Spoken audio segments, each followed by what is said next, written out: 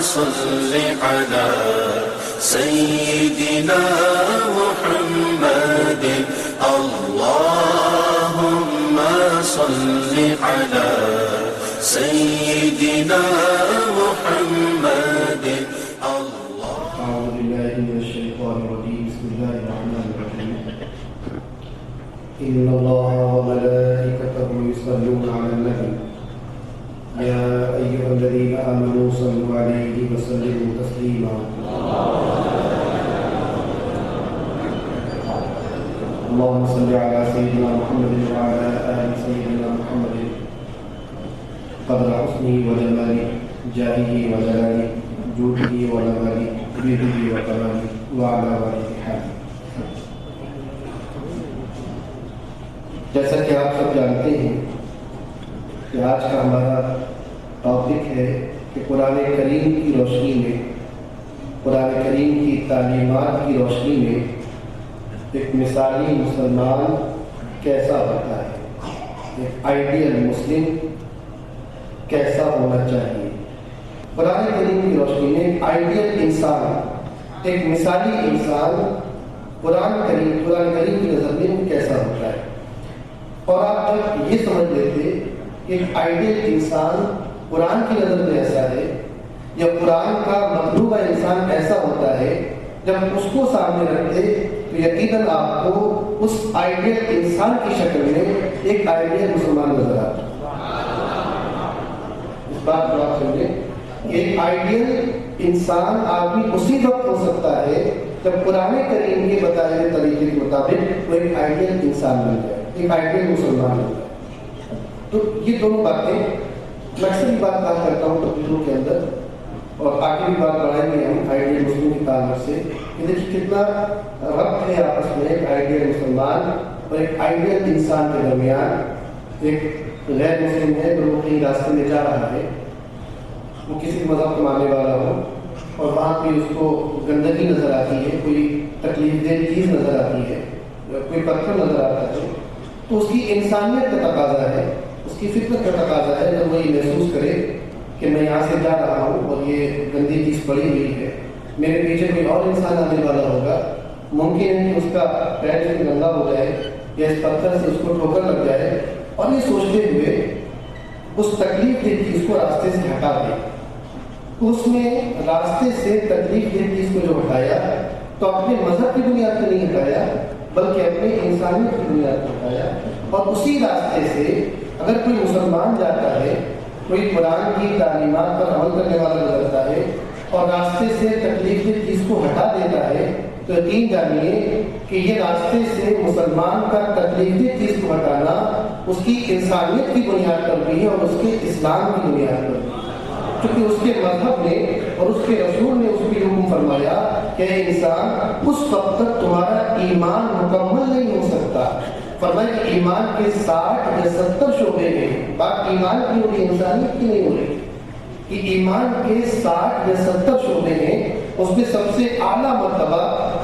کلمہ طیبہ ہے، اور ایمان کا سب سے آخری حصہ یہ ہے کہ آدمی راستے سے تکلیف دہ چیز کو ہٹا دے. تو ایک آئیڈیل مسلمان جب ہوگا تو وہی کائنات کے لیے آئیڈیل انسان کہلائے گا. اس بات کو آگے بڑھائیں. آپ نے دیکھا کہ یہ پوری کائنات کسی نہ کسی حیثیت سے انسان کی خدمت کر رہی ہے. وہ چاہے جو بھی چیز ہے آپ کائنات کی، اس یونیورس کی جس چیز کو بھی دیکھیں، وہ کسی نہ کسی حیثیت سے، وہ چاہے پہاڑ ہو، وہ چاہے سورج ہو، وہ چاہے چاند ہو، ہوا ہو، سمندر ہو، وہ چاہے جانور ہو، وہ چاہے پرندے ہو، کوئی بھی چیز ہو، کسی نہ کسی حیثیت سے وہ انسان کی خدمت کر رہی ہے. جانور ہیں وہ آپ کو دودھ بھی دیتے ہیں، وہ آپ ان کا گوشت بھی استعمال کرتے ہیں، آپ ان کو سواری کے طور پر استعمال بھی کرتے ہیں، پرندوں کو آپ کھاتے ہیں، ہوا سے آپ سانس لیتے ہیں، روشنی سے آپ استفادہ کرتے ہیں، سورج آپ کی خدمت میں ہے، چاند آپ کی خدمت میں ہے. مقصد یہ ہے کہ اس پوری کائنات کی ہر چیز انسان کی خدمت کے لیے ہے. اور بڑی مزے کی بات ہے، یہ تو کائنات کی ان چیزوں کی بات ہوئی، ایون فرشتے بھی جو ہیں، اللہ کے بہت سارے فرشتے، وہ کسی نہ کسی حیثیت سے انسانوں کا کام کر رہے ہیں. کرام کاتبین ہیں، ان کی ڈیوٹی ہے کہ وہ بیٹھے ہوئے آپ کے کندھوں کے اوپر آپ کے اچھے اور برے اعمال لکھ رہے ہیں. کچھ فرشتے اس لیے کہ وہ قبر میں آ کے سوال کرتے ہیں آپ سے، کچھ فرشتے ایسے ہیں جو امت محمدیہ کے لیے دعا استغفار کر رہے ہیں وغیرہ وغیرہ. تو اس پوری کائنات میں ہر چیز اپنی اپنی جگہ انسان کی خدمت کر رہی ہے، انسان کا کام کر رہی ہے. یعنی انسان اس پوری کائنات کا مقصد ہے. جب یہ بات سمجھ میں آئی کہ اس کائنات کی ہر چیز انسان کی خدمت کر رہی ہے، اب ہمیں یہ دیکھنا ہے کہ آخر ایک آئیڈیل انسان کیا ہے. ایک وہ انسان کی جب پوری کائنات اس کی خدمت میں ہو تو ایک وہ مثالی انسان، وہ انسان جو اس کائنات کے لیے مثال ہو، وہ کیسا ہے اور اس کو کیا کرنا چاہیے. تو آپ کو جواب ملے گا کہ اس پوری کائنات کا مقصد تو انسان ہے، اور آئیڈیل انسان وہ ہے جس کا مقصد اس کا پیدا کرنے والا اس کا رب ہے. یعنی پوری کائنات اس کا مقصد آپ اور آپ کے پیدا کرنے کا مقصد یہ ہے، اور آپ اپنے مقصد میں پر عمل کر کر ایک آئیڈیل انسان اس وقت بن جائیں گے جب اس کائنات کی طرف سے منہ موڑ کر اس کائنات کو بنانے والے اور اپنے پیدا کرنے والے کی طرف توجہ کریں گے. تو انسان اپنے پیدا کرنے کے مقصد پر پورا اترے گا اور اسی وقت وہ ایک آئیڈیل انسان کہلانے کے مستحق ہو جائے گا. اور جب انسان اپنے رب کی طرف متوجہ ہوگا اور اپنے مقصد تخلیق، یعنی جس کی وجہ سے وہ بنایا گیا، جب اس کی طرف ہوگا تو یقین جانیے وہ ایک آئیڈیل انسان بھی ہوگا اور وہی شخص ایک آئیڈیل مسلمان بھی ہوگا. اس تمہید گفتگو کے بعد ایک بات اور سمجھ لیجیے، اور یہ نقطہ سمجھنا بہت ضروری ہے. اس نقطے کو غلط یا صحیح سمجھنے کی بنیاد پر آج ہے امت مسلمہ میں عجیب و غریب کی طرح کی افراتفری پھیلی ہوئی ہے. ہم بات کرتے ہیں کہ قرآن کی روشنی میں آئیڈیل مسلم. جب بھی یہ بات ہوتی تو آپ دیکھتے ہوں گے کہ آج بہت سی جماعتیں ہیں، بہت سی تحریکیں ہیں، بہت سے مشن کاز ہیں جو اپنے اپنے انداز میں اپنے اپنے طریقے سے قرآن کی تعلیمات کو عام کرنے کی بات کرتے ہیں، اور قرآن کی تعلیمات کی روشنی میں وہ یہ چاہتے ہیں کہ انسان اس طرح آئیڈیل مسلمان بنے. لیکن غلطی کی جگہ ہو جاتی ہے، اور وہ غلطی اتنی بنیادی ہے اس کو سمجھنا اور یاد رکھنا بہت ضروری ہے، کیونکہ اسی میں غلط اور صحیح ہونے کی بنیاد پر یہ پورا معاملہ خراب ہو جاتا ہے. ہوتا کیا ہے کہ جب بھی ہم آئیڈیل مسلمان کی بات کرتے ہیں تو فوراً قرآن کی آیتیں لے کے آ جاتے ہیں، قرآن کی روشنی میں آئیڈیل مسلمان یہ ہے. لیکن بعض جماعتوں سے، بعض تحریکوں سے ایک غلطی یہ ہوئی کہ وہ قرآن کی روشنی میں آئیڈیل مسلمان بنانے کی کوشش کر رہے ہیں، اور ان کی یہ کوشش اس طور پر ہو رہی ہے کہ وہ انسان کا رشتہ قرآن سے مضبوط کرنا چاہتے ہیں، اور قرآن سے مضبوط کرنے کی وجہ سے صاحب قرآن سے انسان کا رشتہ کمزور کرتے چلے جا رہے ہیں. اور یقین جانیے اس آسمان کے نیچے اور زمین کے اوپر جب تک کسی انسان کا رشتہ براہ راست صاحب قرآن سے مضبوط نہیں ہوتا، صاحب قرآن سے پختہ نہیں ہوتا، اس وقت تک انسان کا رشتہ قرآن سے مضبوط نہیں ہو سکتا. آج بعض جماعتیں اور بعض تحریکیں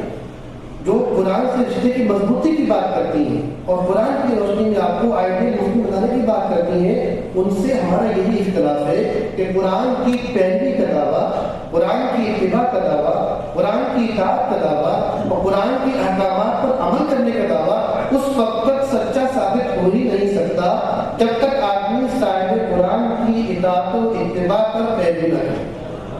یہ بنیادی بات ہے کہ جب بھی ہم آئیڈیل مسلم کی بات کریں گے اور قرآن کی روشنی میں آئیڈیل مسلم کی بات کریں گے تو سب سے پہلے ہمیں اس کائنات کے اس آئیڈیل انسان کو دیکھنا ہوگا. اس کائنات کے نہ صرف آئیڈیل انسان بلکہ آئیڈیل نبی اور آئیڈیل رسول کی تعلیمات کو دیکھنا ہوگا، ان کی زندگی کو دیکھنا ہوگا. اور جب اس کو دیکھا جائے گا تو اسوہ رسول، اسوہ حسنہ، سیرت مبارکہ، جب اس کو دیکھا جائے گا اور اس سے روشنی حاصل کی جائے گی تو قرآن کی بتائی ہوئی تعلیمات کی روشنی میں انسان ایک آئیڈیل مسلمان بننے کے قریب پہنچ جائے گا. بغیر اتباع رسول کے، بغیر سیرت رسول کو اپنی زندگی میں ڈھالے ہوئے، بغیر پیروی نقش مصطفیٰ کے ایک آئیڈیل مسلمان بننے کا دعویٰ، جو قرآن کی تعلیمات پر عمل کرنے کا دعویٰ، یہ محض جھوٹ اور فریب تو ہو سکتا ہے، حقیقت سے اس کا کوئی تعلق نہیں ہو سکتا. تو یہ بنیادی نقطہ میں نے اس لیے کہا کیا کہ دنیا میں افراتفری پھیلی امت مسلمہ کے اندر کسی نقطے کے اوپر ہے. کہ بعض جماعتوں کا بھی میرے پاس کچھ لوگ آئے، ان سے گفتگو ہوئی، انہوں نے یہ کہا کہ صاحب آج امت کا رشتہ جو ہے وہ قرآن سے بڑا کمزور ہو گیا ہے، اور کوشش یہ ہونی چاہیے کہ امت کا رشتہ قرآن سے مضبوط کیا جائے۔ میں نے بات تو ٹھیک ہے، میں آپ کی اس بات سے اتفاق کرتا ہوں کہ واقعی اس امت کا رشتہ قرآن سے کمزور ہوا ہے، ہم قرآن سے بہت دور ہو گئے ہیں، قرآن کی تعلیمات سے دور ہو گئے ہیں، اس یہاں تک تو میں آپ سے اتفاق کرتا ہوں، لیکن میرا آپ سے اختلاف اس نقطے پہ جا کر ہو جاتا ہے، میں یہ سمجھتا ہوں کہ جس دن انسان کا رشتہ صاحب قرآن سے کمزور ہوا، جس دن سے یہ تحریک شروع ہوئی کہ انسان کو صاحب قرآن سے دور کر دیا جائے، انسان کے رشتے کو صاحب قرآن سے کمزور کر دیا جائے، وہ پہلا دن تھا کہ جب اس انسان کا رشتہ قرآن سے کمزور ہو گیا۔ جب تک صاحب قرآن سے رشتہ مضبوط نہیں ہوگا، وہ چاہے رشتہ غلامی ہو، وہ رشتہ عقیدت ہو، وہ رشتہ محبت ہو، وہ رشتہ اطاعت ہو، وہ رشتہ اتباع ہو، وہ کوئی سا بھی رشتہ ہو، جب تک یہ رشتے صاحب قرآن سے مضبوط نہیں ہوں گے، قرآن سے رشتہ مضبوط کرنے کی بات کرنا محض فریب اور دھوکہ ہو سکتی ہے، حقیقت سے اس کا کوئی تعلق نہیں ہوتا۔ اس بات کو یہ بہت بنیادی بات تھی کہ میں نے سمجھا کہ آپ تک پہنچاؤں۔ اس کو سمجھنے کی بات دیکھیے مسلمان کی شان کیا ہوتی ہے۔ میں چاہتا ہوں کہ ایک تو واقعہ سناؤں آپ کو تاکہ ہم آج کمپیئر کریں اپنے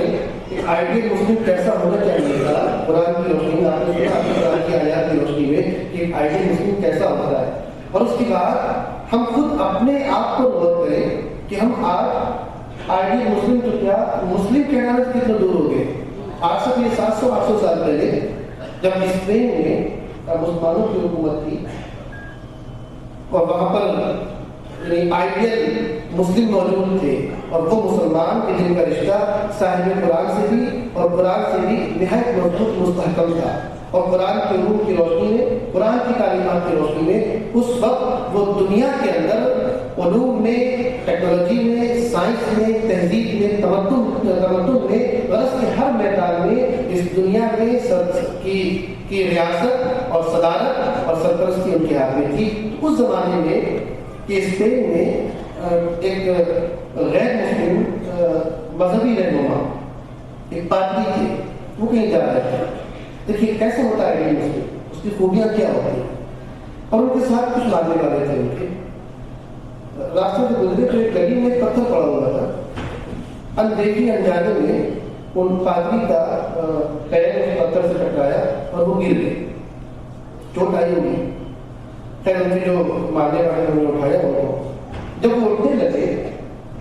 ان کی بات میں نے بات کی کہ یہ بات عبرت کی بھی ہے اور غور و فکر کی بھی ہے اور فخر و مسرت کی بھی ہے، دونوں پہلو اس کے اندر ہے، فخر و مسرت کی بھی ہے اور عبرت کی بھی ہے۔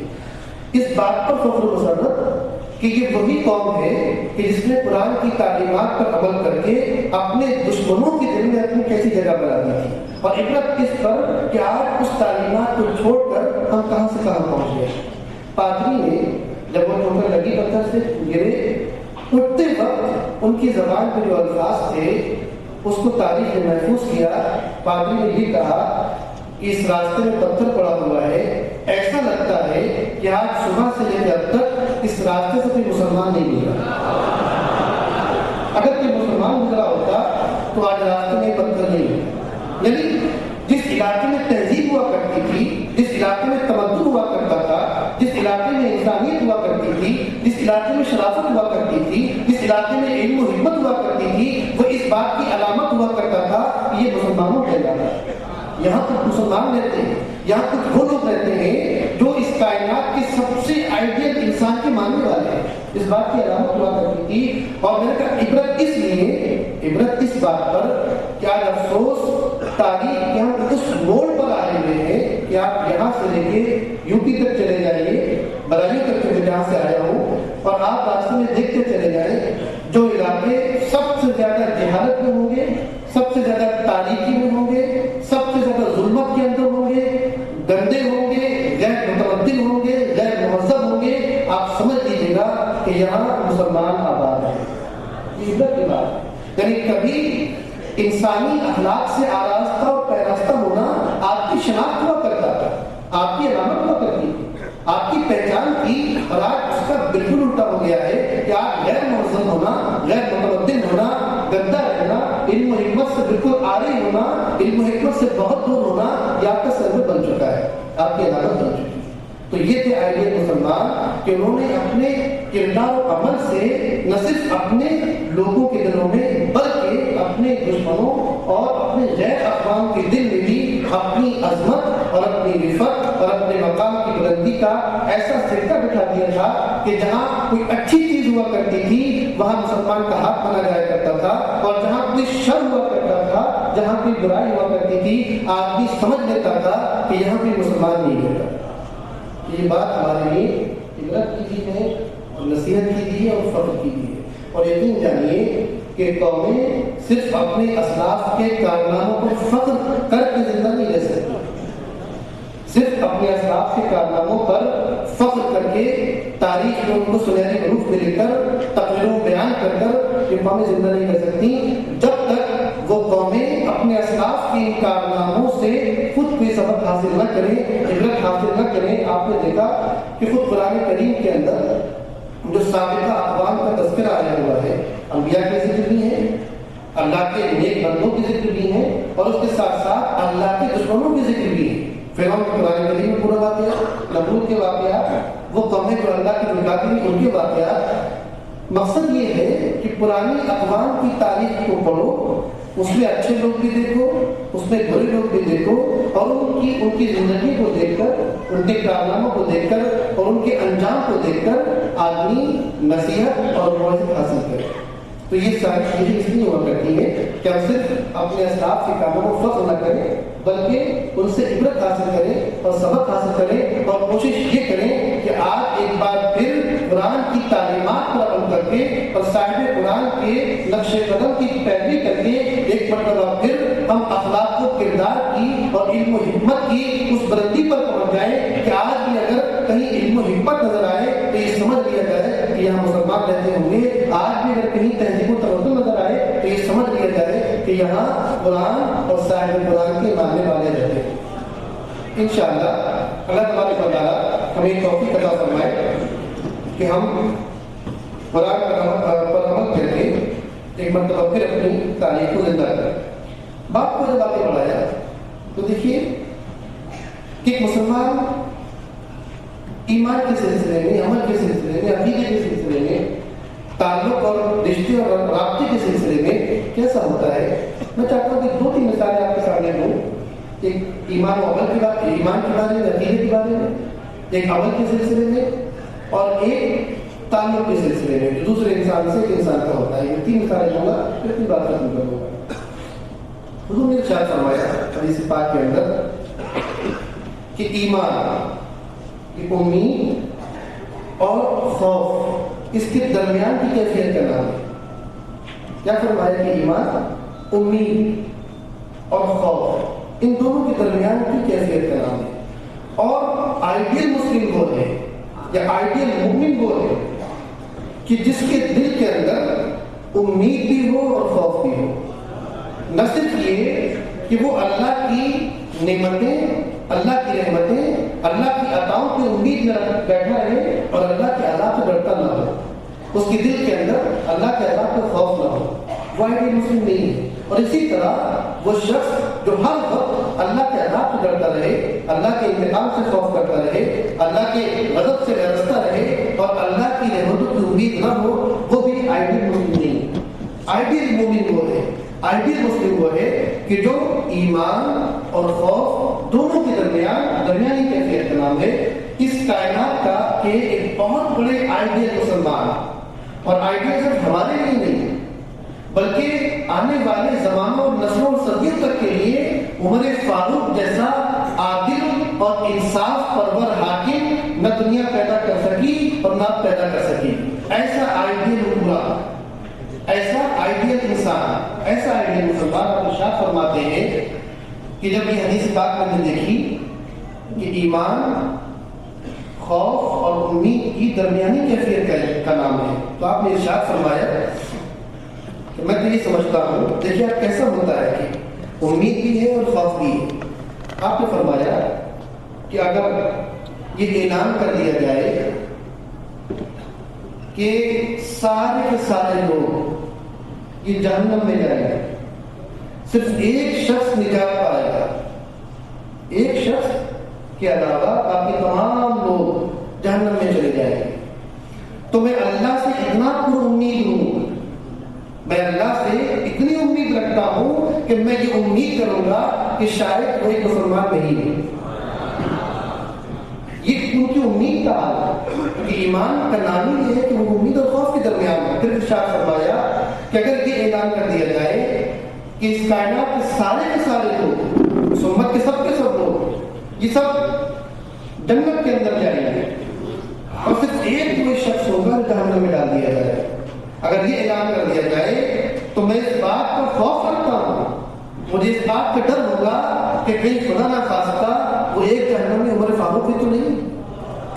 یعنی ایمان خوف اور امید کے درمیان کا نام ہے. حضرت عمر فاروق جو ایک آئیڈیل مسلمان بھی ہے, ایک آئیڈیل انسان بھی ہے, ایک آئیڈیل حکمراں بھی ہے, ان کی امید کا یہ حال تھا کہ اگر 1000 لوگوں میں ایک شخص جنتی ہو تو اللہ کی رحمتوں سے وہ امید کرتے تھے کہ وہ جنتی نہیں ہوں. اور خوف کا یہ حال تھا, اللہ کے انتقام, اللہ کے غضب اور اللہ کے عذاب سے خوف و خشیت کا یہ حال تھا کہ اگر سارے لوگوں میں صرف ایک شخص جہنمی ہو تو ممکن ہے کہ کوئی عمر ہی تو نہیں. تو یہ آئیڈیل مسلمان ہے کہ نہ بالکل مایوس ہو, نہ بالکل اللہ کی رحمت سے مایوس ہو, اور نہ اللہ کے عذاب اور اللہ کے انتقام سے بالکل بے پرواہ ہو جائے. جب ان دونوں چیزوں کو آپ جمع کریں گے تو جو شخصیت سامنے آئے گی اسی شخصیت کو آئیڈیل مسلم کہا جاتا ہے. وہ ایک مثالی مسلمان ہے. آپ نے دیکھا کسی کو آپ چاہے بازار میں جائیے, خرید و فروخت کے معاملات ہوں, چاہے گھریلو میٹر ہوں, آپ آگے کرتے چلے جائیے تو امید اور خوف یہ وہ دو چیزیں ہیں کہ ایمان ان کے درمیان ہوا کرتا ہے. میں نے کہا تھا کہ پہلی مثال ہم دیں گے ایمان کے سلسلے میں, اور جب ان دونوں کے درمیان آدمی ہو جائے گا کہ اس کو امید بھی ہوگی اور خوف بھی ہوگا اللہ کا, تو پھر وہ آئیڈیل مسلم کہنا کرنے کا حقدار ہوگا. تو یہ مثال تو ایک ہوئی ایمان کے بارے میں. اب دیکھیے عقیدہ اور بھروسہ کسے کہتے ہیں, ایک آئیڈیل مسلم کیسا ہوتا ہے. حضرت ابو عبیدہ بن جراح عبداللہ بن رواحہ رضی اللہ تعالیٰ عنہ صحابی رسول اور نعت خوان رسول ہیں. یعنی آپ اکثر نام حضرت حسان بن ثابت کا نام سنتے رہتے ہیں کہ اللہ کے رسول کے مذاق ہیں, لیکن اکثر بیٹھے میں ضرورت کر رہا ہوں کے سامنے بولنے کی, یہ تو عربی کا مسئلہ ہے ادب کا, لیکن اللہ کے رسول کی بارگاہ میں جو لوگ ثنا خوان مصطفیٰ کہلاتے ہیں اور جن کو یہ شرف حاصل ہے کہ اللہ کے رسول کے روبرو بیٹھ کر انہوں نے آپ کی شان میں قصائد پڑھے ہیں, نعتیں سنائی ہیں, ان میں تو بہت لوگ ہیں, 3 لوگ بہت مشہور ہیں. جس میں سے پہلا نام حضرت حسان بن ثابت کا ہے, دوسرا نام حضرت کعب کا ہے, اور تیسرا نام حضرت عبداللہ بن رواحہ کا ہے. اور بھی تو حضرت عبداللہ بن رواحہ نعت رسول اور بہت بڑے صحابی, جنگ موتا کے موقع پر جو اردو کے قریب ایک جنگ ہوئی تھی, حضور نے بھیجا کہ جاؤ, اور وہ عجیب و غریب جنگ تھی کہ حضور نے اس جنگ کے اندر سپہ سالار کی حیثیت سے حضرت زید بن حارثہ کو ڈنڈا دیا اور ساتھ یہ بھی فرما دیا, اور یہ پہلی بار فرمایا تھا. اس سے پہلے آپ نے جہاں بھی لشکر بھیجے کبھی یہ بات نہیں فرمائی, یہ بات صرف اسی لشکر کے بارے میں فرمائی. آپ نے فرمایا کہ زید بن حارثہ اس لشکر کے سپہ سالار ہیں, اور اگر وہ اس معرکے میں شہید ہو جائے تو پھر جھنڈا جعفر طیار کے ہاتھ میں دے دیا جائے. یہ بات اس سے پہلے کبھی نہیں فرمائی تھی. جب بھی کسی کو بنایا اور لشکر بھیج دیا, یہ پہلی بار فرمایا. اور پھر فرمایا کہ اگر جعفر طیار بھی شہید ہو جائے تو پھر جھنڈا عبداللہ بن رواحہ کے ہاتھ میں دے دیا جائے. اور پھر فرمایا کہ اگر عبداللہ بن رواحہ بھی شہید ہو جائے تو پھر مسلمان جس کو بھی چاہے اپنا قائد اور رہنما تسلیم کر لے, چن لے, منتخب کر لے. جب یہ بات فرمائی اور یہ بات عام ہوئی, بڑے مزے کی بات مجھے بھی یاد آ گئی, حالانکہ آج ٹاپک سے تعلق نہیں ہے, میں عرض کرتا ہوں بیچ میں. آج بات ہوتی ہے حضور کے علم کی, یہ بات عقیدے سے متعلق ہے, درمیان میں یاد آ گئی. آج بحثیں ہو رہی ہیں حضور کے علم کے اوپر. یہ ہماری بدنصیبی ہے کہ آج ہمارا مولوی اپنا انچی ٹیپ لے کر حضور کے علم کو ناپتا ہے. حقیقت یہ ہے کہ جب حضور نے یہ فرمایا تو ایک مسلمان نے نہیں بلکہ یہودی نے یہ بات کہی حضرت ابن رواحہ کو بلایا اور کہا کہ بھی تم نے غور کیا کہ جو لشکر اس سے پہلے بھیجے گئے وہ کیسے بھیج دی جایا کرتے تھے،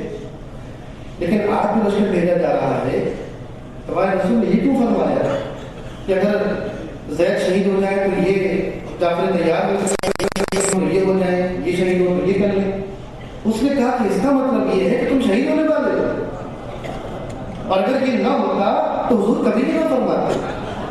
یعنی اس سے یہ بات نکل کر سامنے آئی کہ آپ اس زمانے کے یہودی بھی اگرچہ زبان سے حضور کو رسول ماننے کو تیار نہیں تھے، مگر دل میں یہی مانتے تھے کہ وہ اللہ کے رسول ہیں، اور ایسے رسول ہیں کہ جو جنگ ابھی وقوع پذیر نہیں ہوئی ہے وہ یہیں سے بیٹھے بیٹھے آنے والے کل میں ہونے والی جنگ میں کیا ہونے والا ہے وہ بیان فرما رہے۔ افسوس کی بات ہے کہ آج کا مسلمان اس بات میں جھگڑا کر رہا ہے کہ ان کو کتنا پتا اور کتنا پتا نہیں۔ ارے میں تو یہ کہتا ہوں کہ ان نام نہاد مسلمانوں سے تو وہ یہودی اچھے تھے جو کم سے کم یہ تو مانتے تھے کہ وہ رسول اس نے اگر یہ فرما دیا کہ زید شہید ہو جائے تو جعفر تیار قائم ہوں گے، وہ شہید ہو جائے تو ابن رواحہ قائم ہوں گے، اور اس نے سمجھ لیا کہ یہ اس رسول کی زبان سے لکھنے ہوئے الفاظ ہیں کہ جن کے بارے میں اللہ نے فرمایا وَمَيَنْطِقُ عَنِ الْهَوَىٰ کہ یہ اپنی خواہش نفس سے کچھ نہیں کہتے، یہ تو وہی فرماتے ہیں جو ان کا رب ان کو وہی فرماتا ہے۔ قریب بات تو بیچ میں آ گئی تھی، میں جو عرض کر رہا تھا کہ دیکھیے آئیڈیل مسلم کیسا ہوتا ہے، اپنے عقیدے میں، اپنے برتاؤ میں، اور اپنے اللہ اور اپنے رسول اور اپنے دین سے اخلاص میں۔ ابھی آپ نے سنا کہ اخلاص سب سے اہم چیز ہوا کرتی ہے۔ اب وہ چلے اس سے بیٹھانا چاہا حضرت ابن رواحہ کو، کبھی شہید ہو جاؤ گے اور مت جاؤ، شیطان تو دشمن نہیں انسان کا، پیچھے پڑا ہوا ہے۔ ایک لمحے کو حضرت ابن رواحہ کے دل میں خیال پیدا ہو کہ بات تو صحیح ہے، ایسا لگتا ہے کہ اس جہاد میں مجھے شہید ہونا ہے، میں مارا جاؤں گا، ایسا لگتا ہے، میں لوٹ کے نہیں آؤں گا۔ آپ کی وہ یتیم بیویاں تھیں، ان کو دیکھا آپ نے، سوچا ان کا کیا ہوگا میرے مرنے کے بعد، بچوں کو دیکھا، پھر خیال آیا، شیطان نے لگانا چاہا کہ ان بچوں کو کیا ہوگا، جو غلام اور نوکر اور خادم تھے، باغیاں تھیں، ان کے بارے میں خیال آیا کہ ان کے غلام میں نے خریدے ہیں، میری ملکیت ہے، میرے بعد ان کا کیا ہوگا۔ اللہ نے ان کو باغات عطا فرمائے تھے، ان کے باغ، ان کے کھیت، زمینیں تھیں، ان کا خیال آنے لگا۔ پھر سارے خیال آئے، تھوڑا سا مذہب ہوئی، لیکن چونکہ وہ ہمارے اور آپ کی طرح مسلمان نہیں تھے، وہ ایک آئیڈیل مسلم تھے، وہ ایک مثالی مسلمان تھے، یہ سارے وسوسے دل میں آئے، اس کو چھوڑ کر گھوڑے میں سوار ہوئے، جہاد پر روانہ ہوئے۔ جب آگے بڑھے، جنگ سے کچھ پہلے پھر یہ خیال آیا کہ یار میں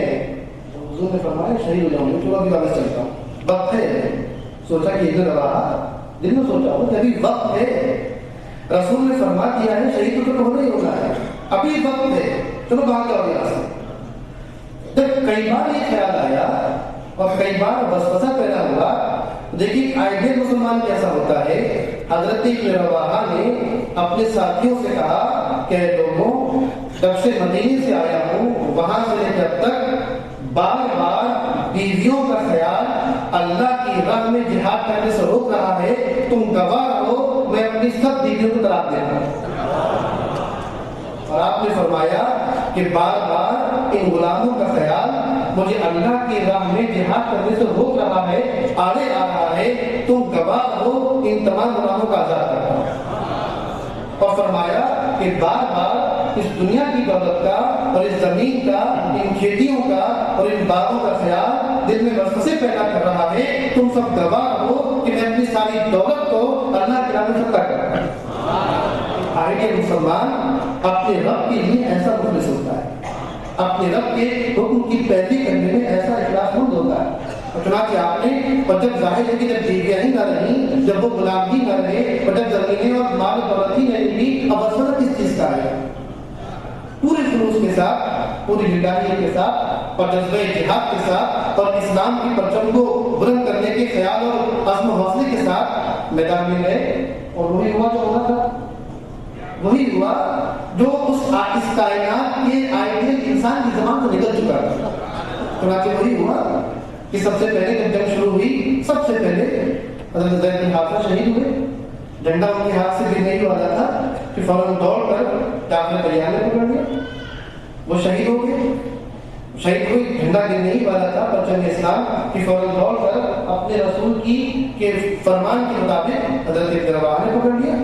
وہ بھی شہید ہوئے. پھر آخر حضرت خالد بن ولید نے اس کو پھر معاملے کو سلجھایا اور پھر وہاں سے واپس لے کر آئے اور جو پھر اس کا فیصلہ ہوا. تو یہ ہوتا ہے ایک آئیڈیل مسلم کہ جس کے سامنے موت موجود ہے، جو یہ جان رہا ہے کہ میں جہاں جا رہا ہوں وہاں رسول کی زبان سے نکل چکا ہے، یقینی طور پر مجھے وہاں سے واپسی میسر آنے والی نہیں ہے. اس کے باوجود وہ چونکہ ایک آئیڈیل مسلمان تھا، اس نے اپنی موت کے یقینی ہونے کے باوجود اپنے رب کی رضا کے لیے، اپنے رب کے دین کی سربلندی کے لیے اور اپنے رسول کی عظمت و رفعت کے پرچم کو بلند کرنے کے لیے اس موت کو گلے لگا لیا. لیکن اللہ اور اس کے رسول کی راہ سے وہ لڑا نہیں گئی، واپس نہیں آئے. تو یہ مثال میں نے آپ کو دی، ایک مثال ایمان کی. ایک آئیڈیل مسلمان اپنے ایمان کے معاملے میں ایسا ہوتا ہے اور ایک آئیڈیل مسلمان اپنے عمل اور اپنے اخلاص کے بارے میں ایسا ہوتا ہے. اور اس کے بعد کہ کسی نے پوچھا کہ رسول اللہ یہ بتائیں کہ افضل اعمال کیا ہے، سب سے بہتر عمل کون سا ہے جس کو میں کروں؟ تو آپ نے ارشاد فرمایا کہ سب سے افضل عمل اللہ کی نظر میں یہ اللہ کی راہ میں جہاد کرنا ہے، اپنے خون سے، اپنے جسم سے، اپنی جان دے کر. سب سے افضل عمل یہ. تو ان صحابی نے پوچھا یا رسول اللہ اگر کوئی شخص اس کی طاقت نہ رکھتا ہو تو؟ اگر کوئی شخص جہاد کی طاقت اور صلاحیت اور استطاعت نہ رکھتا ہو تو پھر اس کے لیے کون سا عمل افضل ہے؟ تو آپ نے ارشاد فرمایا تو پھر اس کے لیے سب سے بہتر عمل یہ ہے کہ وہ اللہ کی راہ میں خیرات و صدقات کرے، اللہ کے بندوں کو خدمت کرے، پیسے کے ذریعے، مال کے ذریعے. پھر آپ نے پوچھا کہ یا رسول اللہ اگر کسی کے پاس اتنا مال بھی نہ ہو جو اللہ کی راہ میں خیرات کر سکے، صدقہ کر سکے اور اس صدقات کے ذریعے وہ آئیڈیل مسلم بن جائے، تو آپ نے فرمایا کہ اگر یہ بھی نہ ہو تو پھر اس کو یہ کرنا چاہیے کہ ضعیفوں اور کمزوروں کا سامان اٹھا دیں، ان کی مدد کریں. اپنے طاقت دی اس کو اس کے جسم میں اللہ نے، تو کم سے کم وہ یہ تو کر سکتا ہے کہ اگر جہاد نہیں کر سکتا، اللہ کے راہ میں مال خرچ نہیں کر سکتا، تو جو اللہ نے اس کو ہاتھ پیر دیے ہیں ان کے ذریعے سے وہ کمزوروں اور محتاجوں کا سامان اٹھا دیں، یہ کر دیں. یا رسول اللہ اگر کوئی یہ بھی نہ کر سکے تو؟ اگر کسی کے جس میں اتنی طاقت نہ ہو، ایسے مواقع نہ آتے ہوں، اگر وہ یہ بھی نہ کر سکے تو پھر وہ آئیڈیل مسلم کیسے بنے گا؟ تو آپ نے ارشاد فرمایا کہ اگر وہ یہ بھی نہ کر سکے تو اگر وہ اتنا ہی کر لے کہ اگر کسی شخص کو فائدہ نہیں پہنچا سکتا تو کم سے کم کسی کو نقصان نہ پہنچا، کم سے کم اپنی زبان سے، اپنے عمل سے، اپنے ہاتھ سے، اپنے کردار سے، اپنے کسی بھی قول و عمل سے اگر کسی کو فائدہ نہیں پہنچا سکتا تو کم سے کم وہ اتنا تو کر سکتا ہے کہ وہ کسی کو نقصان نہ پہنچائے. اور یہ ایمان کا سب سے آخری حصہ ہے. میرے دوستوں اور بزرگوں، اگر اسی کو اختیار کر لیا جائے جس کو ایمان کا سب سے نچلا درجہ کہا گیا ہے، میں یقین سے کہتا ہوں کہ اگر آج صرف اسی بات کو اختیار کر لیا جائے، اس ایمان کے سب سے کمزور پہلو پر بھی اگر آج ہم عمل کر لیں تو یقین جانیے کہ آج بھی ہماری سوسائٹی ایک آئیڈیل سوسائٹی بن سکتی ہے، ایک مثالی معاشرہ ڈیولپ ہو سکتا ہے. تو کم سے کم انسان کو اتنا تو کرنا ہی چاہیے کہ اگر کسی کو فائدہ نہیں پہنچا سکتا تو کم از کم اپنے کسی قول و عمل سے کسی کو نقصان نہ پہنچائے. اب میں اپنی گفتگو کی بالکل آخری حصے کی طرف آ رہا ہوں کہ حضور نے ارشاد فرمایا کہ اگر کوئی شخص مجھے 6 چیزوں کی ضمانت دے، مجھے 6 چیزوں کی ضمانت دے کہ میں اس کی پابندی کروں گا، آپ کو ضمانت دیتا ہوں، تو پھر میں اس کو جنت کی ضمانت دوں گا، اس کو جنت کی ضمانت دوں گا، جنت کی ضمانت دیتا ہوں. ایک بات اور سنیے، زیادہ اعتراض کر رہا ہوں. جب حضور نے فرمایا کہ اگر کوئی شخص مجھے ان 6 چیزوں کی ضمانت دے ان 6 چیزوں کی پابندی کرے گا تو ظاہر ہے کہ ضمانت آدمی کس صورت میں دیتا ہے؟ کسی بھی چیز کی ضمانت اسی صورت میں دی جا سکتی ہے کہ جس چیز کی ضمانت دی جا رہی ہے وہ آپ کے اختیار و قدرت میں ہے۔ اگر میں آپ کو یہ ضمانت دے دوں کہ آپ کو میں آپ سب لوگوں کو یہاں سے بلائیے لے جاؤں گا تو یہ تو ایک عجیب سی بات ہے نا، میں اتنا بڑا بھاگا نہیں ہوں کہ پلین میں بڑھا کے سب کو لے جاؤں یہاں سے۔ تو کسی بھی چیز کی ضمانت اس وقت دی جا سکتی ہے کہ جس چیز کی ضمانت دی جا رہی ہے، جو ضمانت لی جا رہی ہے، وہ چیز ضمانت دینے والے کے اختیار و قدرت کے اندر ہو، اور اگر اختیار و قدرت کے اندر نہ ہو تو پھر ضمانت دینے کوئی مطلب نہیں ہوتا۔ جب حضور نے فرمایا کہ جو شخص مجھے 6 چیزوں کی ضمانت دے، اور وہ 6 چیزیں ایسی ہی ہیں کہ جو انسان کی قدرت و اختیار میں ہیں، اگر وہ 6 چیزیں کسی انسان کے قدرت و اختیار میں نہ ہوتی تو پھر کوئی مطلب نہیں ضمانت۔ میں ضمانت دیتا ہوں یا رسول اللہ، چونکہ یہ چیزیں میرے قدرت و اختیار میں ہیں۔ جب یہ بات سمجھ میں آ گئی تو اس کو اس طرح سمجھیے کہ جب آپ نے یہ کہا کہ یا رسول اللہ چونکہ یہ چیزیں میرے قدرت و اختیار میں ہیں اس لیے میں آپ کو ضمانت دیتا ہوں، تو حضور نے جواب میں ارشاد فرمایا کہ اگر کوئی مسلمان مجھے 6 چیزوں کی ضمانت دے تو میں اس کو جنت کی ضمانت دیتا ہوں۔ مطلب یہ ہوا کہ ان 6 چیزوں کی ضمانت ہم نے اس لیے دی چونکہ یہ ہمارے قدرت و اختیار میں تھی، اگر قدرت و اختیار میں نہ ہوتی تو ہم ضمانت نہیں دے سکتے تھے۔ بات سمجھ میں یہ آئی کہ چونکہ جنت اگر حضور کی قدرت و اختیار میں نہ ہوتی اور اگر حضور کو اللہ نے جنت کے مالک مختار نہ بنا دیا ہوتا تو اس کی ضمانت کا کوئی مطلب ہی نہیں ہو سکتا۔ اگر حضور نے ان 6 چیزوں پہ عمل کرنے والے کو جنت کی ضمانت دی ہے، اس کا مطلب ہی یہ ہوا کہ چونکہ یہ 6 چیزیں تمہارے قدرت و اختیار میں ہیں، ان کی ضمانت تم دو، اور جب تم یہ 6 کام کر لو گے تو میں چونکہ جنت میرے قبضہ اختیار میں ہے، قدرت اختیار میں دی گئی ہے، اس کی ضمانت میں تمہیں دیتا ہوں۔ اب 6 چیزیں کیا تھیں؟ اور وہ 6 چیزیں ایسے ہیں کہ جو آپ ضمانت دیں، آپ عہد کریں، آپ کوشش کریں اور ان 6 چیزوں میں عمل کریں، صرف یہ اس دنیا میں ایک آئیڈیل مسلم کہلانے کے حقدار ہو جائیں گے، بلکہ آخرت میں حضور اپنی ضمانت کو پورا کرتے ہوئے آپ کے لیے جنت میں گھر اور جنت میں درجہ اور جنت میں مقام کی عطا فرمائیں۔ مجھے چیزیں کیا ہے وہ آپ کے سامنے آپ دیکھیں کہ سب سے پہلی چیز یہ کہ مجھے یہ ضمانت دو کہ ہم جھوٹ نہیں بولیں گے۔ حضور نے کیا فرمایا؟ ان 6 چیزوں میں سب سے پہلی چیز یہ کہ تم مجھے یہ ضمانت دو، اس بات کو مجھ سے عہد کر دو یا رسول اللہ ہم جھوٹ نہیں بولیں گے۔ پہلی چیز یہ، ٹھیک ہے، سب ضمانت دی۔ دوسری چیز یہ کہ ہم وعدہ خلافی نہیں کریں گے، اگر ہم کسی سے کوئی وعدہ کریں گے اس کو پورا کریں گے۔ حضور نے ارشاد فرمایا تھا کہ المؤمن اذا وعد وفا ومن غشنا فلیس منا، کہ حقیقی مسلم وہ ہے اور آئیڈیل مسلم وہ ہے کہ جب کوئی وعدہ کرے تو اس وعدے کو پورا بھی کرے۔ دوسری بات یہ کہ تم مجھے اس بات کی ضمانت دو کہ تم وعدہ کرو گے اس کو پورا کرو گے، وعدہ خلافی نہیں کرو گے۔ تیسری بات یہ کہ اس بات کی ضمانت دو کہ تم جو معاہدے کرو گے اس کو پورا کرو گے، اس کو نہیں توڑو گے۔ اور جو باقی کی 3 چیزیں ہیں ان میں بڑی گہرائی ہے اور بڑی وسعت اور بڑی ہمت پوشیدہ ہے۔ آپ نے فرمایا کہ چوتھی چیز یہ کہ تم مجھے اس بات کی ضمانت دو کہ تم اپنی آنکھوں کی حفاظت کرو، اپنی آنکھوں کی حفاظت کرو۔ قرآن نے فرمایا کہ اے ایمان والوں اپنی نگاہوں کو نیچے رکھا کرو، اور اے ایمان والی عورتوں تم بھی اپنی نگاہوں کو نیچے رکھا کرو۔ نگاہوں کی حفاظت، اب یہ تو پھر ایک لمبا راستہ چلا جائے گا کہ نگاہوں کی حفاظت کن کن چیزوں سے ہوتی ہے۔ اس ایک موٹی بات ہی سمجھ لیجیے، تفصیل میں نہ جائے بغیر، کہ اللہ تبارک و تعالیٰ نے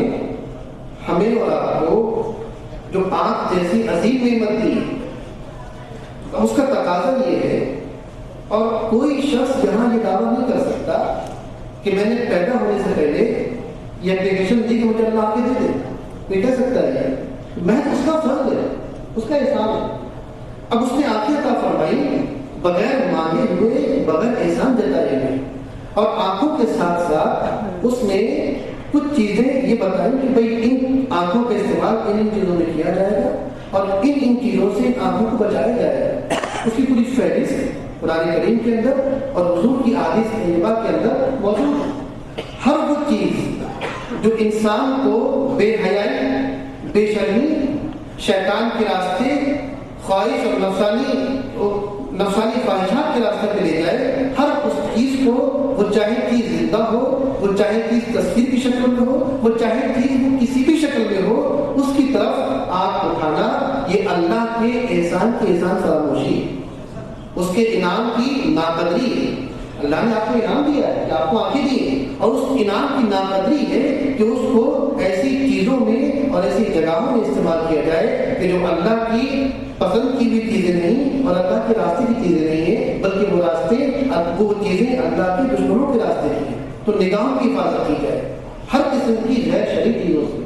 ہر قسم کی بے حیائی، فحاشی اور بدکاری والی چیزوں سے، اور ہر اس چیز سے جو انسان کے دل کے اندر اللہ کے خوف کو کم کر کے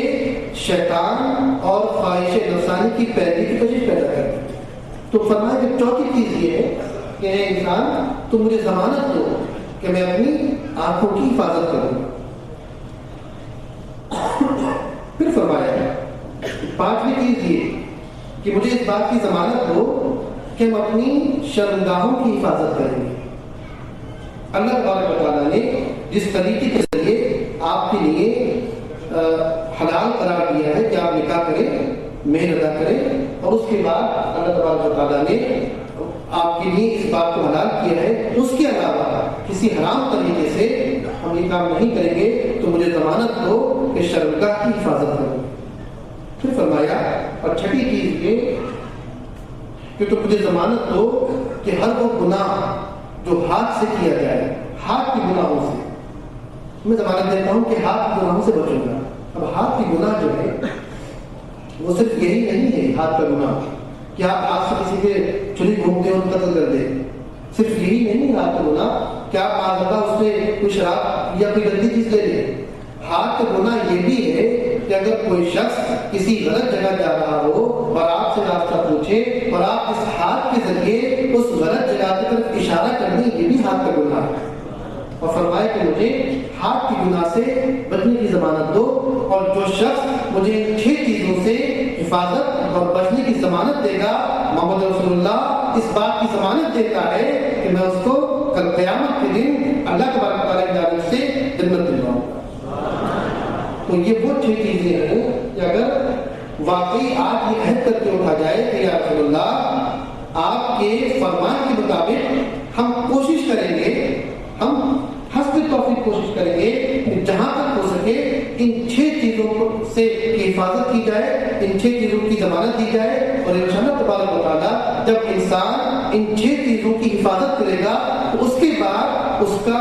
جو کردار سامنے آئے گا، جو شخصیت سامنے آئے گی، اسی کردار اور اسی شخصیت کو آئیڈیل مسلم کہا جاتا ہے، مثالی مسلمان ہوتا ہے. جب وہ راستے سے گزرے تو اس کی نگاہیں نیچی ہوں. حضور نے فرمایا کہ لوگوں راستے پر نہ بیٹھا کرو، راستوں پر نہ بیٹھا کرو. صحابہ نے کیا رسول اللہ ہمارے گھر بہت چھوٹے ہیں، ہمیں گفتگو کرنی ہوتی ہے، باتیں کرنی ہوتی ہیں، راستے پر بیٹھنا ہماری مجبوری ہے، ہماری ضرورت ہے. تو آپ نے فرمایا ٹھیک ہے، اگر راستوں پر بیٹھنا تمہاری ضرورت ہی ہے تو پھر راستے کو راستے کا حق ادا کرو، راستے کو اس کا حق دو، طریق کو اس کا حق دو. تو لوگوں کے رسول اللہ یہ تو ہم جانتے ہیں کہ ایک مسلمان کا کیا حقوق ہے، باپ کے کیا حق ہے، رشتے داروں کے کیا حق ہے، بیوی کے کیا حق ہے، لیکن یہ ہم نہیں جانتے کہ راستے کے حق کرتے ہیں، طریق کے بھی حق کرتے ہیں. تو آپ نے فرمایا کہ ہاں راستے کے کچھ حق ہیں، اور اگر راستے پر بیٹھو تو حقوق کو ادا کرو. فرمایا راستے کا حق یہ ہے کہ جب وہاں سے بیٹھو اور کوئی نامحرم عورت گزر رہی ہو تو نگاہیں نیچی کرو، یہ راستے کا حق ہے. اور اگر یہ نہیں کر سکتے تو تمہیں راستے پر بیٹھنے کا بھی حق حاصل نہیں. اگر راستے پر بیٹھو تو راستے کا حق ادا کرو. آپ نے فرمایا یہ بھی راستے کا حق ہے کہ اگر کوئی شخص راستہ بھول کے بھٹک رہا ہو اس کو صحیح راستے کا پتہ بتا دو، یہ راستے کا حق ہے. آپ نے فرمایا کہ اگر تم دیکھو کہ کوئی کمزور بوجھ اٹھا کے لے جا رہا ہے اور بوجھ اٹھانے کے مقابلے نہیں ہے، تم اس کے بوجھ اٹھانے میں مدد کر دو، یہ بھی راستے کا ہے۔ تو اگر راستے پر بیٹھنا ضروری ہی ہے تو پھر کس طرح بیٹھو کہ راستے کے حقوق کو ادا کرتے چلے جاؤ، اور یہی وہ چیزیں ہیں۔ پھر بات یاد آ گئی کہ بات اکثر یہ ہوتا ہے، اعتراض کیا جاتا ہے بڑے علمی حلقوں میں، اسلام مالداروں کا مذہب ہے۔ ایک عام طور پہ اعتراض ہوتا ہے علمی حلقوں میں کہ اسلام یہ مالداروں کا مذہب ہے، اور اس کے اندر اللہ سے قربت اور اللہ سے نزدیکی حاصل کرنے کے جو مواقع ایک مالدار کو ہے وہ غریب کو نہیں ہے۔ زکوٰۃ دے کر مالدار کا قریب ہو جائے گا، حج مالدار کے لیے ہے، صدقات مالدار کے لیے ہے۔ تو ایک اعتراض یہ ہوتا ہے کہ اسلام نے مالداروں کے لیے غریبوں کے مقابلے میں زیادہ موقع رکھے کہ وہ پیسے والے کی ادا کر کے ایک آئیڈیل مسلم بن جائے۔ ہمیں حقیقت یہ ہے کہ جب بات ابھی یہ راستے کی حق کی آ رہی تھی تو جب آپ سن چکے کہ بات صرف پیسے اور دولت کو خرچ کر کے اللہ کا قرب حاصل کرنے کی نہیں ہے، صرف مال و دولت خرچ کرنا یہی صدقہ نہیں ہے۔ حضور نے ارشاد فرمایا کہ اگر مالدار دولت کے ذریعے صدقہ حاصل کرتے ہیں تو غریب بھی مایوس نہ ہو۔ آپ نے فرمایا تبسم کا فی وجہ اخی کا صدقہ، اے مسلمان اگر تو اپنے مسلمان بھائی سے ملاقات کرتا ہے اور ملاقات کرتے وقت تیرے چہرے پر مسکراہٹ ہوتی ہے تو یہ بھی صدقہ ہے۔ فرمایا ادخال السرور فی قلب المؤمن صدقہ، کہ اگر کوئی شخص کسی مومن کے دل میں کوئی فرحت کوئی خوشی ڈال دے، کوئی ایسی بات کرے کہ ایک مومن کا دل خوش ہو جائے تو یہ بھی صدقہ ہے۔ آپ نے فرمایا کہ راستے سے تکلیف کی چیز کا ہٹانا یہ بھی صدقہ ہے۔ آپ نے فرمایا کہ کسی بھٹکنے والے کو صحیح راستے کا پتہ بتانا یہ بھی صدقہ ہے۔ آپ نے فرمایا کہ کلمہ خیر اور اچھی بات کہنا، کلمہ معروف کہنا یہ بھی صدقہ ہے۔ تو بات صرف مالداروں کی نہیں، جتنے مواقع مالداروں کے پاس ہیں اس سے زیادہ موقع غریبوں کے پاس ہیں کہ اگر پیسے سے نہ صحیح تو اپنی زبان سے صدقہ حاصل کر سکتے ہیں، اپنے ہاتھ سے صدقہ حاصل کر سکتے ہیں، اپنے عمل سے، اپنی گفتگو سے، اپنی مسکراہٹ سے، اپنے قدم کے چلنے سے، غرض کے جسم کے ہر عضو کے ذریعے حضور نے ارشاد فرمایا کہ وہ صدقہ حاصل کر سکتا ہے۔ تو یہ تمام چیزیں دوستوں اور بزرگوں صرف اس لیے نہیں ہے کہ کتابوں کے اندر موجود ہوں، ہم آئیں بیان کر کے چلتے بنے، اس سے کچھ ہونے والا نہیں ہے۔ یہ ساری چیزیں اسی لیے ہیں کہ انسانوں کہ ابھی وہ وقت نہیں آیا۔ قرآن نے ارشاد فرمایا کہ علم یا ان الذین آمنوا ان تخشع قلوبهم لذکر اللہ، کہ ابھی وہ وقت نہیں آیا کہ اہل ایمان کے دل اللہ کے ذکر کے لیے پگھل جائیں، اللہ کے ذکر کی طرف متوجہ ہو جائیں، کہ ابھی وہ وقت نہیں آیا۔ اس دعا میں ہم یہی کہنے کے پروردگار ہاں وہ وقت آ گیا جو زندگی غفلت میں گزری، جو زندگی تجھ سے دوری میں گزری، جو زندگی اسلام کی تعلیمات سے دوری میں گزری وہ تو گزر گئی، لیکن ابھی موقع ہے ہم اے پروردگار اس سیمینار کے اندر اس قرآن کی تعلیمات کو سن کر، تیرے رسول کی تعلیمات کو سن کر آج یہ عہد کر کے جاتے ہیں کہ جو گزر گئی وہ گزر گئی، لیکن اب جو باقی ہے ہم کوشش یہ کریں گے کہ اپنی باقی کی زندگی تیرے احکام، تیرے رسول کی سنتیں، تیرے کتاب کی تعلیمات کے مطابق گزاریں، اور تاکہ اس پر عمل کر کے اس دنیا کے اندر ہم بھی ایک آئیڈیل اور ایک مثالی مسلمان کہلانے کے مستحق ہو سکیں۔ آمین اللہم آمین۔ والسلام علیکم ورحمۃ اللہ وبرکاتہ، وآخر دعوانا الحمد للہ۔